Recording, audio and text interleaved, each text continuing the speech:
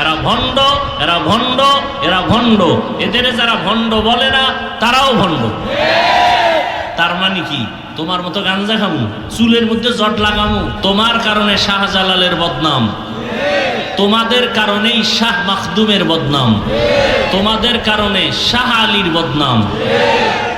হ্যাঁ, শাহ আলী রহমতুল্লাহ আলাই, শাহ জালাল রহমতুল্লাহ আলাই, খানজাহান আলী, শাহ মাখদুম, 360 আউলিয়ার কথা শুনছেন না?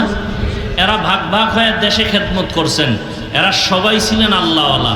শাহজালাল কেমন আল্লাহওয়ালা? আল্লাহর মোহাব্বতে জীবনে বিয়া করে নাই। আর আপনি বউয়ের গোলাম হইয়া আল্লাহরে চিনেন না। আর বাস রিজার্ভ কইরা শাহজালালের মাজার জিয়ারতে যান, নামাজও গিয়ে পড়েন। ওই জাফলং ঘরে সাদা পাথর দেখে, ঝর্ণা দেখে, যে আসছি আল্লাহর ওলির কাছে 5 বেলার নামাজ জামাতে বইরা কান্নাকাটি করে তওবা করে যায়। শাহজালাল রহমতুল্লাহ আলাইহির ভক্ত যারা, খাজা মঈনুদ্দিন চিশতির আজমিরির ভক্ত যারা, জবাব দাও।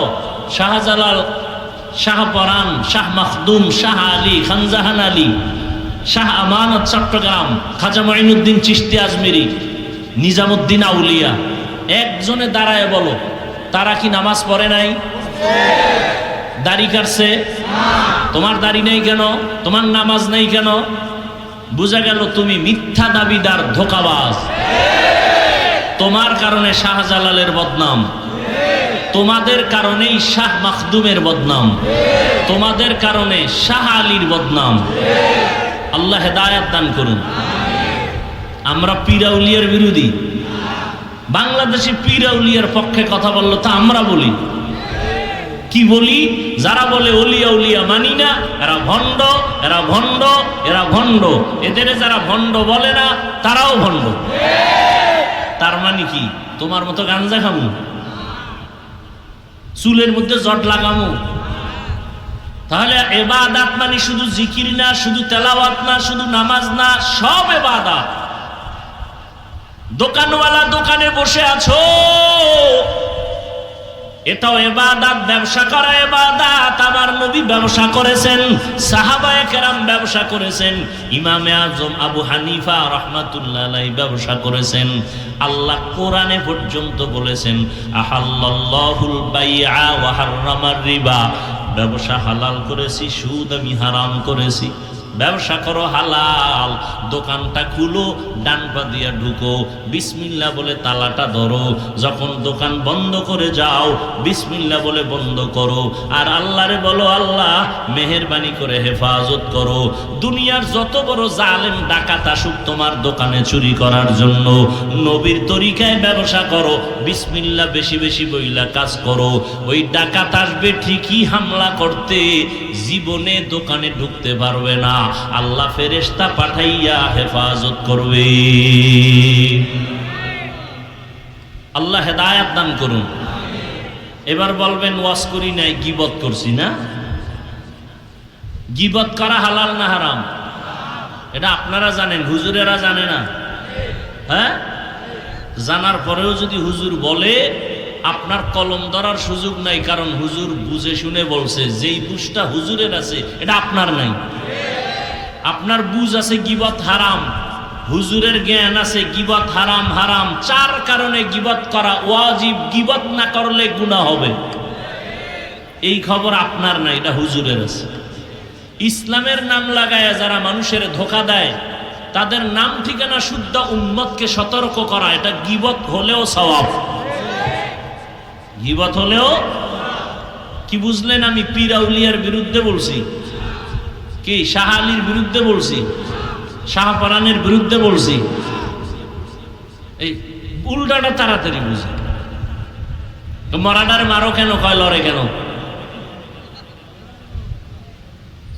আল্লাহ তো ইবাদত, জীবনে যা করবেন সব ইবাদত, তবে না মন মতো না।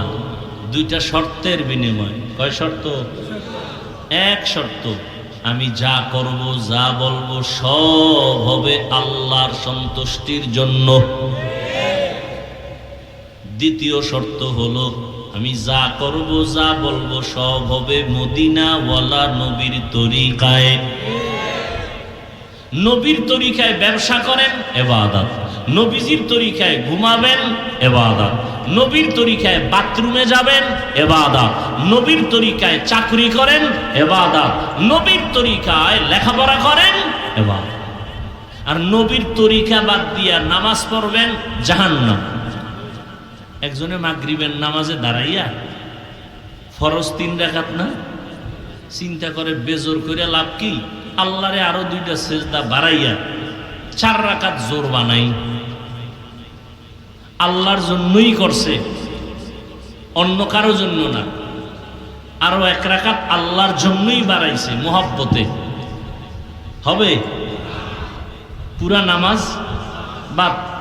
আল্লাহ কয় নতুন করে আবার কানে ধর, কানে দইরে এবার আল্লাহু আকবার কয় নতুন করে পড়। তোর চালাকির কারণে সব বাদ।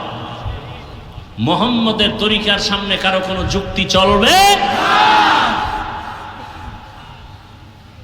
নবীজির তরিকায় নামাজ পড়ো, ইবাদত।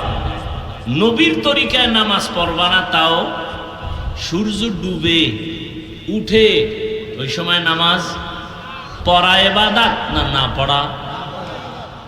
30 রোজা রাখতে যাইয়া আবেগ বাইরে গেছে, কয় তাহলে আরো একটা রাখি, ঈদের দিন সব হবে। কি হবে? কেন কেন কেন কেন? নবীজির তরিকায় নেই। হামসুরাতো हमसिराते मुस्तफा दर तमामी हाले ओ कुन इत्तेबा इत्तेबाए सुन्नते खैरुल बशर गिर लाजिम तब याबी ऐ बेसार मन अहब्बा सुन्नती कौले रसूल मजदे का नामई हम कुन कबूल। নামাজ পড়েন নবীর তরিকায়, ইবাদত। খানা খাবেন নবীর তরিকায়, ইবাদত। নবীর তরিকায় বাথরুমে যাবেন, ইবাদত। নবীর তরিকায় বাথরুম থেকে বের হবেন, তাও ইবাদত। নবীর তরিকায় সন্তান লালন পালন করবেন, ইবাদত। একটা সন্তান স্কুলে পড়ো, নবীর তরিকায় যদি পড়ো তো ইবাদত।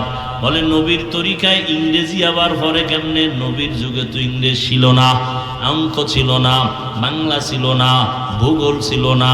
কয় তুমি শিক্ষার উদ্দেশ্য টার্গেট ঠিক করো, আমি আল্লাহর মহাব্বতে লেখাপড়া করে ডাক্তার হব। ডাক্তার হইয়া নবীর তরিকায় চলবো, উম্মতের চিকিৎসা দিব, সেবা দিব। আমার ডাক্তারিও চলবে, আল্লাহর ইবাদতও চলবে, নামাজ বন্ধ হবে না। আমার রোগীদের আমি ঔষধ দিয়া বলবো নামাজ ছাড়া যাবে না, রোজা ছাড়া যাবে না। তাহলে আমিও আল্লাহর দিকে আগাবই, বান্দা আমার ওসিলায় নবীর তরিকার দিকে আগাবে। এইভাবে একজন ডাক্তার ডাক্তারি হইরাও জান্নাত পেয়ে যাবে।